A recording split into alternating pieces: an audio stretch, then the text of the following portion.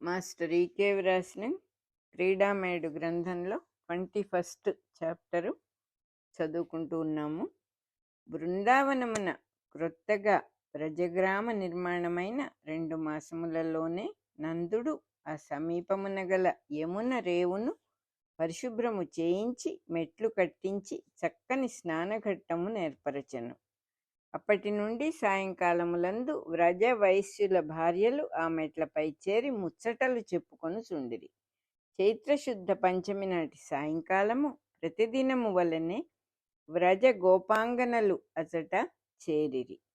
సాయం సంధ్యా కాంతులు యమునలో తలక్రిందులుగా ప్రతిబింబించి కదలుచుండగా తరంగములు ఎర్రరంగు గంధము తీసి తీరమునకు గొనివచ్చి ఆ మెట్లపై వ్రజగోపికల పాదములకు పారాణి అలంకరించుచున్నవి. వారందరూ కృష్ణునితో తమ పిల్లలు చేయుచున్న యోగాభ్యాసమును గూర్చి మాట్లాడుకొనుచుండిరి. పూర్వము ఉదయ సాయాహ్న సమయములందు మాత్రమే వ్రజబాలకులు ప్రణవోపాసన చేయుచుండెడివారు. ఈ నడుమ కాలనియమము లేకుండా ప్రణవమునుచ్చరించుచున్నారు.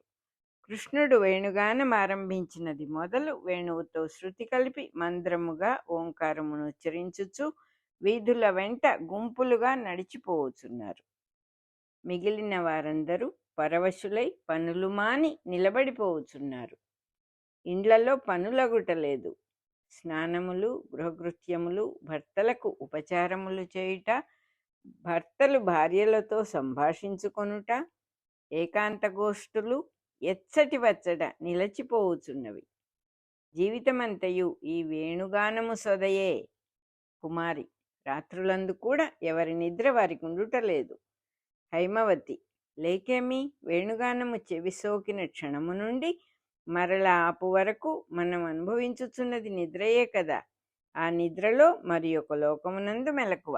మొన్న రాత్రి మనమందరము ఈ యమున జలములపై తేలిపోవుచున్నట్లు ఎంతోసేపు దృశ్యము కనిపించినది. మృణాళిని, అందరికీ అదే అనుభూతి కలుగుట ఆశ్చర్యము. స్వప్నమైనచో ఒకరికే కలుగవలను కదా. యమునా తరంగములపై తేలిపోవచ్చు తీరము కనిపింపక నేను భయపడి కేకలు పెట్టి తిని. ఇంతలో వేణుగానం ఆగినది. ప్రక్కన నిద్రించుచున్న మా వారు నన్ను నిద్రలేపి, ఏమట్లు కేకలు పెట్టుచున్నావు, పీడకల వచ్చినదా అని ప్రశ్నించిరి. కాదు, మంచి కలయే అంటిని. యమునపై తేలుచున్నట్లు నీవు కూడా కలగంటివా ఏమి అని ప్రశ్నించిరి. ఇరువురము ఆశ్చర్యపడి మరల నిద్రించితిమి. వారట్లు ముచ్చటలు చెప్పుకొనుచుండగా వేణుగానము వినిపించెను. కాత్యాయనీదేవి ఆలయము దగ్గర నుండి వేణు ఊదుచు కృష్ణుడు వీధి వెంట బయలుదేరగా బాలకులందరూ ప్రణవనాదముతో వెంట నడుచుచున్నారు. బాలికలు కూడా పరిగెత్తబోగా తల్లులు జడలు పట్టి వెనుకకు లాగి, గుడ్లురిమి మీకును ఈ పిచ్చి పట్టినదా అనుచునే తెలివి తప్పి పరవశులైరి. ఆ తల్లులు పిల్లలు అట్లే శిల్ప చిత్రముల వలె నిలబడి ఉండగా కృష్ణుడు వేణు ఊదుచు ముందుకు సాగిపోయెను. గ్రామము దక్షిణము నుండి ఉత్తర సీమ వరకు వేణు ఊదుచు నృత్యగతులలో చిందులు పెట్టుచూ వచ్చి కృష్ణుడు గోశాలల నడుమ విహరించెను. గోవులు మేతమాని చెవులు నిక్కబెట్టెను. గోవత్సములు తోకలెత్తి చిందులు పెట్టుచుండగా వేణువు ఊదుచునే కృష్ణుడు ఒక్కొక్క గొడ్లపాకలోనికి తొంగి చూచుచూ దేనికోసమో వెదకుచున్నట్లు పరికించుచుండెను. ఒక గోష్టమునందు ఒక దూడ ఇంకొక దూడను గుంజకు పెట్టి క్రుమ్ముచుండెను. దాని మొగమున నెత్తురంటి ఉన్నది. దూడను గుంజకు నొక్కి చర్మము పుండు చేసి మొదటి దూడ అచటి రక్తము నాకుచున్నది. కృష్ణుడు వేణువాపి గుప్పెడు పచ్చగడ్డి చూపించెను. ఆ క్రుమ్ముచున్న దూడ మెల్లగా వెనుతిరిగి కృష్ణుని సమీపించి వానితో గోష్టము నుండి వెలుపలకు వచ్చెను. అది కృష్ణుని క్రుమ్ముటకు తల వంచి పొంచి నడచుచుండెను. కృష్ణుడు గడ్డి చూపించి ఊరు దాటించి వెలుపల ఒక ముండ్ల పొద మాటునకు కొనిపోయెను. ఆ దూడ తనను క్రుమ్మబోవుచుండగా కృష్ణుడు తప్పుకొని దాని నడ్డిపై తన్నెను. నడుము విరిగినట్లై ఆ దూడ ముందుకు డేకుచుండెను. దాని ముట్టెపట్టి లాగగా ఆముదపు గింజ జారిపడెను. ఒక యువకుడు నిజస్వరూపము ధరించి నిలబడెను. అతడు నిలబడిన తావున చుట్టూను భయంకరమైన ఒక పిశాచాకారము కనిపించెను.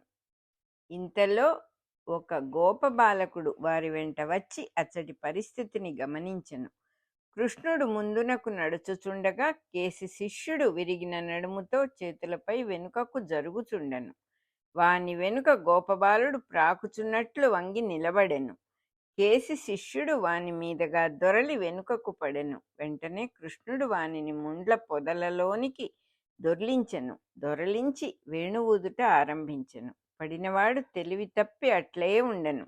అతనిపై ఆవరించి ఉన్న పిశాచాకారము అతని ప్రాణములను హరించి ఆకాశములో మాయమయ్యెను. వేణువూదుచు కృష్ణుడు మరల గోష్టముల నడుమకు రాగా అచ్చట మిగిలిన గోపబాలురు గుంపుగూడి భయభ్రాంతులై నిలచి ఉండిరి. వారిని కదలనీయకుండా అదలించుచు ఒక ఆబోతు కొమ్ములు త్రిప్పుచున్నది. వారికేమియూ పాలుపోక ప్రణవనాదం ఆరంభించిరి. ఇంతలో కృష్ణుడు వేణు ఊదుచు అచ్చటికి చేరెను. ఆబోతు నోరు తెరచి ఆవులించెను. వెంటనే కృష్ణుడు దాని నోట వేణువు పెట్టి నిలువుగా తిప్పెను.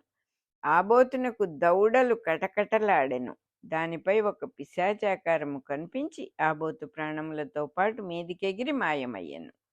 ఆబోతు దేహము నేలగూలుచుండగా పెదవి నుండి ఆముదపు గింజ జారిపడెను. కేసి శిష్యుడు నరదేహముతో నేలగూలెను. సూర్యాస్తమయానంతరము ఒక గడియ కాలము గడిచినది. గోపికలు ఇండ్లకు పోవచ్చు. ఏమి వేణువో ఏమి లోకమో, దీనికొక వేళగాని పాళగాని లేదు. మనకు చీకటి పడినదే తెలియదు. వచ్చిపోవు వాన జల్లుల వలె ఈ వేణునాదపు జల్లులు మన తెలివిని తడుపుచూ ఆరబెట్టుచున్నవి అని నవ్వుకొనిరి. క్రీడామయుడు గ్రంథంలో చాప్టర్ నెంబర్ 21 అయిపోయింది.